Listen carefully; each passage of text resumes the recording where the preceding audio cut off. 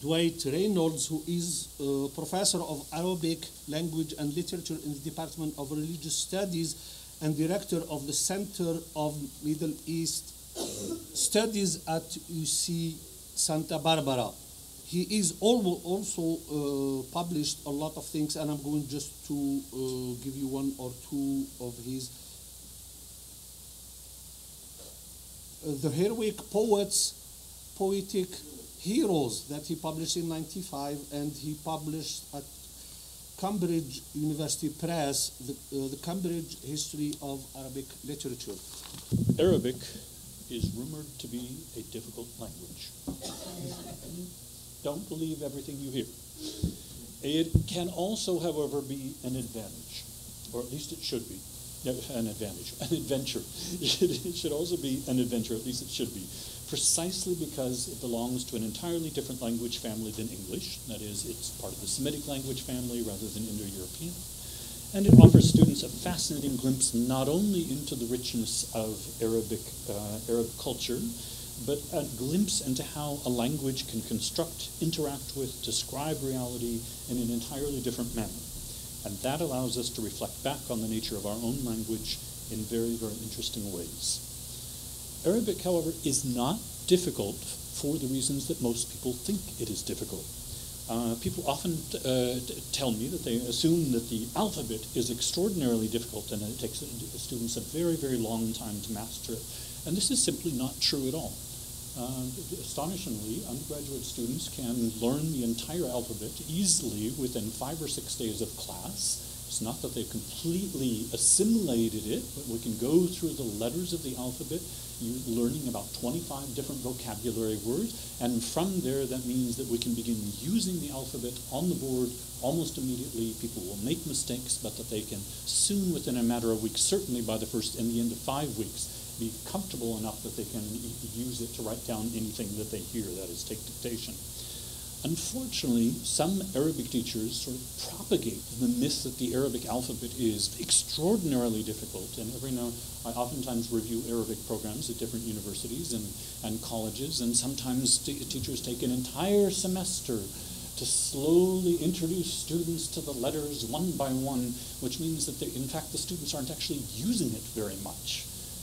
At the moment, the most common language textbook in America for teaching Arabic is the Al-Kitab series, authored by Mahmoud al-Batal and Kristen Brustad, Abbas al-Tunsi, and they follow sort of a halfway in-between process, and that is that they have a separate little booklet that students use at the beginning called Alif-Bet that teaches them the alphabet, that uses a lot of different exercises such as recognizing letters in automobile ads, saying things like Toyota and Buick, written in Arabic, and identifying the letters through fun activities and learning a certain amount of vocabulary along the way. As far as I'm concerned, that's perfectly fine. But what I really do not want to see in an Arabic program when I go to review it is someone who has stretched the alphabet learning process over a long period of time and inculcated the students with the idea that this is virtually impossible. I try to make it fun, obviously, a key to language learning as opposed to some other materials that we teach at a university. And I certainly tell them, try to make it seem like, well, it wasn't particularly easy for me either. At the beginning, I try to tell them that learning Arabic is an opportunity to make up for your bad handwriting in English.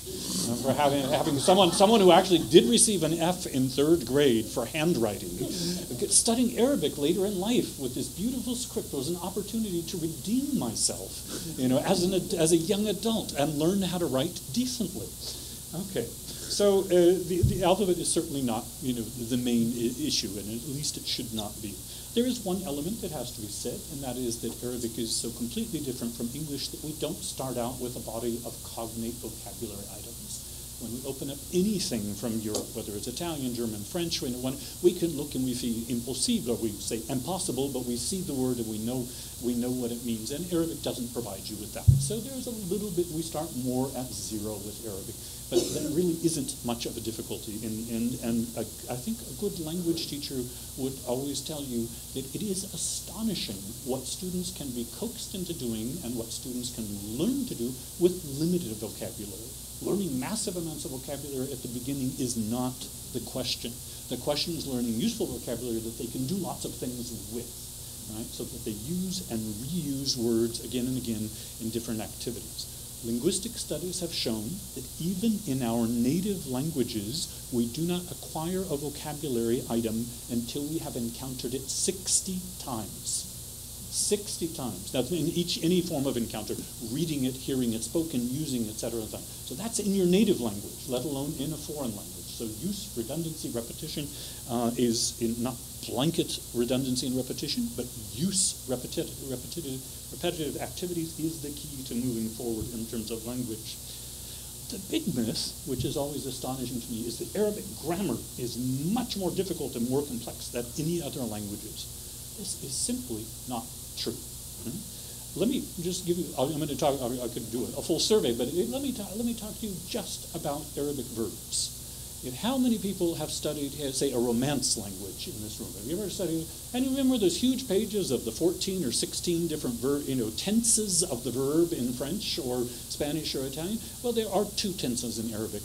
There's present and past. And then to make the future, you just add one little, unchanging particle, and that creates the future tense. And people oftentimes think that I'm kidding, but Arabic is extraordinarily regular, right? And so all of the verbs, almost every verb fits into a pattern that is regular. And when you study any Indo-European language, you learn some regular verb forms, and then you face hundreds, 501 German verbs, right? There you are. And you have to have all 501 because they're irregular and they're completely separate from each other. Let me show you a description of the entire Arabic verbal system. In fact, I know the author, Ray Scheinman, of this book, 201 Arabic verbs, and he said absolutely that not only they forced him to come up with 201 so that it would fit into the series. It was impossible to come up with 501 because that would have been so repetitive. And so in this book, he actually needed fewer. There are several different forms there are several different examples of the same form, which is unnecessary, but it had to be 201 to fit the series. So, and quite frankly, it is absolutely, and again, if you open this up and you see how many different German tenses there are compared to the two that you find on the Arabic pages, it's quite significant, the difference. But Arabic, the verbs are in fact a good entry point into why, yes, Arabic is to some degree a difficult language, and it takes time to acquire. In the simplest expression, Arabic is a language of very few regularities, but precisely because it is so regular and such a large and rich language, there are many, many patterns that must be learned for a student to be able to use the language adeptly. And those patterns are not only the verb forms, but there are patterns in the forms of nouns and adjectives. And students simply must make it through the learning of all of these different patterns. But the difference is that you're not learning a single vocabulary item. You are learning a pattern that will generate dozens and even hundreds and sometimes even thousands of similar words of the similar pattern that you can fit into it and acquire. So put another way, a student of English, foreign language student, learns a limited number of basic patterns, i.e. grammar, at the beginning, but then spends years, and this is also true of Farsi, then spends years learning individual irregular verbs, idiomatic expressions. All I'm going to do is run a few past you. So we have put, but we put on clothes. You can put something down, or you can put down a friend, or you can put up a picture. You can put up preserves for the winter. You can put up with something. That's something up with which I cannot put. You can put out the dog, or you can be put out. Every single one of those prepositions and idiomatic phrases has to be learned separately in order to find. Arabic doesn't have much of this. It has some, but it just does not have much of this. The additional interesting thing is that if you know how to say a word in Arabic, you can write it down. There is almost 100% correspondence between what you hear and what you're going to write down. Right? Compare that to English, where if you know how to spell, you know the word though, you then have to learn that it's spelled T-H-O-U-G-H. And then if you add an R, it's spelled entirely differently because now it's through. And even if you know how to spell though and through, you still have no idea how to pronounce rough R-O-U-G-H, etc. None of that exists in Arabic. But there is another trick. There is a reason why I'm holding something back. And that is, Arabic requires a long apprenticeship in which students learn many, many forms. But all the forms are useful, and when they know a word hourly, they know how to write it down. But we don't write down as much information in Arabic as you write down in an Indo-European language. That is, we drop the short vowels. So then, if students want to be able to pick up a written text and reproduce it, read it aloud, they have to identify for literally every single word what is its pattern. It is an active participle of a form one verb. Oh, then it's spelled, then it's pronounced katib and not katub or katab or something like that. So there is a great difficulty, but that difficulty is unidirectional, right? That difficulty is being able to figure out written texts and pronounce them, or to decipher written text. That, ironically, if we were only to teach students spoken Arabic with no recourse to writing, students would probably find Arabic no more difficult than other languages. I can tell you that spoken German is many times more difficult grammatically than spoken Arabic. So why then don't we just speak? Why don't we just teach spoken Arabic? Well, there are several different reasons, but one of them Olga has already referred to, and that is that Arabic has an interesting language situation, which is replicated in German and a few other languages as well, where there is a high form, a standard form, which is the written form, and then there are lots of spoken dialects. One of the things when I'm trying to get my students to understand this relationship is to tell them the Arabic dialect, Arabic as a language, is as diverse as the entire Romance language family.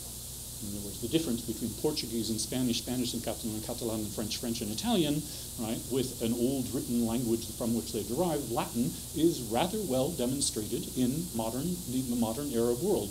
The difference between Moroccan and Egyptian and Iraqi and Yemeni are as different in many ways as the Romance languages. The only thing is that the Latin still exists, and the written language has never disappeared. So all of those spoken dialects remain spoken dialects, and it's access to the written standard form that is the more difficult task to teach. So we can say, well, why don't you just teach a dialect? Which is certainly one way that one could think about going around teaching Arabic. If all of our students were going to go to the same region of the Arab world, if they're all going to Morocco, or all going to Egypt, or all going to Syria, or all going to Yemen, then we could teach them the local dialect, that local dialect, and they'd be able to function rather well in spoken communication. They would not, however, have any ability to read or write, and the dialect they learned would only be partially understandable, in some cases even incomprehensible, in other parts of the Arab world. So this difficulty, the relationship between teaching the written standard language and the dialect, has gone through some historical changes in American teaching of Arabic. It used to be in the United States that students were only taught standard Arabic, right? But that was the only approach. And in fact, I hearken back all the way to the point that it was hard to get anybody to teach you modern standard Arabic, that you were going to only study medieval Arabic, classical Arabic. My undergraduate advisor, whom I dearly adored and all that, told me not to study anything after the 12th century because it was nothing but journalism. Only good Arabic is this. So it was hard enough, but then for anyone who did Arabic, there was this period of the Michigan books, the Orange books as they were called, that were done in a 6-week period, one summer, with a grant from the federal government, and were typed on a typewriter. So it was filled with all sorts of typos, and of course the Arabic typing was really awful. But that at least gave people an access to modern standard Arabic. So they were a step forward. And then there was a period of time, it was perhaps started in the 70s, but in the 1980s, where the larger universities tried offering sort of parallel to their standard Arabic courses, dialect courses. A year or two of Egyptian Arabic or Moroccan Arabic or Syrian Arabic. It depended upon what type of instructor you could find. Many of these courses were poorly taught, not because of the instructors so much, but because people hadn't actually taught this before. It didn't exist as an idea to teach Syrian dialect. So there were no teaching materials. are usually these horrible typed materials that have been produced through the Department of Defense or sometimes for the Foreign Service and things like that. But they really weren't very good, and the people who were being asked to teach this had never even thought of teaching dialect. If they were teachers of standard Arabic, it was actually rather difficult for them to dislocate what they knew as good Arabic, proper Arabic, and try to teach people only the oral. The problem is that really requires a lot of resources. That means that you have to hire lecturers that are proficient in these different languages. You have to pay for them. The classes are oftentimes smaller. And once again, it means that the students who study that particular dialect are really only going to use it in one particular region of the Arab world. So over the past 2 decades, a compromise has emerged, and that is in the Al-Kitab textbook series. And that, the one that Mahmoud al-Batal and Kristen Brewstadt, for all of its strengths and weaknesses, and I'd be happy to talk to anybody about both. We use it at UCSB. I taught from it for about 18 years now. But when I first arrived at UCSB, it did not exist, so I produced all my own materials. Right? And I have to say, I sometimes prefer, I still use those handouts from 1991 at times to supplement what I feel the weaknesses of the Al-Kitab series are. But the Al-Kitab series does present modern standard Arabic in the written sections, and they've slowly built up the DVD system that goes along with it. And the first thing they did, which I thought was absolutely lovely, was to create a narrative that went chapter by chapter by chapter. The narrative about a young Egyptian American named Maha who lives in New York, and her father is a translator at the United Nations, and she goes back to Egypt during the summer and resists her family's attempt to make her behave in Egyptian ways because she's used to hanging out with her friends at all hours of the night in New York, and there they want her to stay at home in the evening, and there's a family pressure to marry her cousin and all that. So it's a soap opera, which is a great introduction to the Arab world, right? This is, narrative is powerful. Students can engage with it. We do each little section, and you can tell students, what do you think happens next? Should Mahan marry her cousin, or should she say no? And so it gives you all these opportunities to do things that, aren't done otherwise. So they've not only, that has been along, and that was originally done in Egyptian Arabic, most of which was oral, but there were some vocabulary items that were written and explained at the end of each lesson. And then they recently came out with a 3rd edition that gives you a choice between doing Egyptian dialect or Levantine dialect, that is Lebanese Syrian dialect. So you can now follow the same story told, or of course the students who are really bright, the ones you really want to go with, are the ones who go back and forth and say, oh, that's how you say it in Syria, that's this in Egyptian, and suddenly you walk in and these students not only have their standard Arabic, but they come back to you with questions about, so why did the Syrians say this, and why did the Egyptians say that? I don't understand the connection. Anyway, so they really enjoy it, and I think adding narrative to a language book, as far as I'm concerned, the perfect language book would be a murder mystery, where you are dying to get to the next chapter. I did that, or a soap opera. You're dying to get to the next chapter to find out what happens to so-and-so, or is she really dead? And the only way you can do that is to learn the new vocabulary, to read the new text, to find out what happens, and then, et cetera, et cetera. Okay, so all of that is fine. That is our compromise at the moment, and it really, it works fairly well. I don't see anything else on the horizon at this point. None of us have the money to field 3 different Arabic languages at this point, or Arabic dialects at this point. Okay, there's one big remaining problem, and this will be the final thing that I raise. At most universities and colleges, in fact, almost all universities and most students who study first-year Arabic, the majority will not continue on to become professors, thank heavens. However, there's also a problem built into that. The language attrition rate. This is called Lambert's Law, named after Richard Lambert, the former director of the National Foreign Language Center, and that is that only at a university that has a sequential program, 1st, 2nd, and 3rd year, only 50% of the first-year students will go on to 2nd year, only 50% of those will go on to 3rd year. Of course, if you are at an institution where you're only offering first-year Arabic and to continue you have to go to another program, the attrition is going to be even more. So the big question in my mind for a new program starting, which I'm thrilled about, and is also very much a problem for us as well, that is a larger established program that has 5 levels of Arabic, right, What do I really want first-year students to know at the end of first year if I know that 50% of them are not going to go on any further in the actual language? Right? It's a major question. So here are my thoughts on that. First of all, we certainly have a service that we must do to the 50% who are going to continue. So the 50% who are going to continue absolutely must be given whatever the expected grammar and vocabulary acquisition is for first year. Because, I mean, I don't know what we would be doing if we were not providing students, first-year students, with the ability to step into second year. The good point at this point, as I said, the Al-Kitab is ubiquitous at this point in the United States, which means that students can move from program to program rather easily. There are other difficulties with that, but it allows students to take first year at Northridge and then go to second year at UCLA or second year up at UCSB or second year in the Middlebury Summer School or summer programs and things like that. So that, we absolutely have to give those students. But what about those 50% students that are only going to take that first year, and then the other 50% who take second year but don't go on to third year? What do we want them to know? And I'll just give you a very quick list. And I'm going to speak just about the first year situation. In my mind, first year language acquisition has to be extremely communicative. That is really based in communication activities. Right? The students feel a real sense of achievement when they can communicate, when they can say something, and when they can understand the response. Second year, in my mind, is a place for getting more serious grammatically and more rigid in terms of writing and other kinds of composition, things like that. Third year, that's my year. That's what I teach at UCSB. I put, some woe be ye who enter here. It gets really hard at that point. I'm the finishing school for Arabic grammar. Second, I want students to come out of first year Arabic with a bunch of broadly based cultural ideas.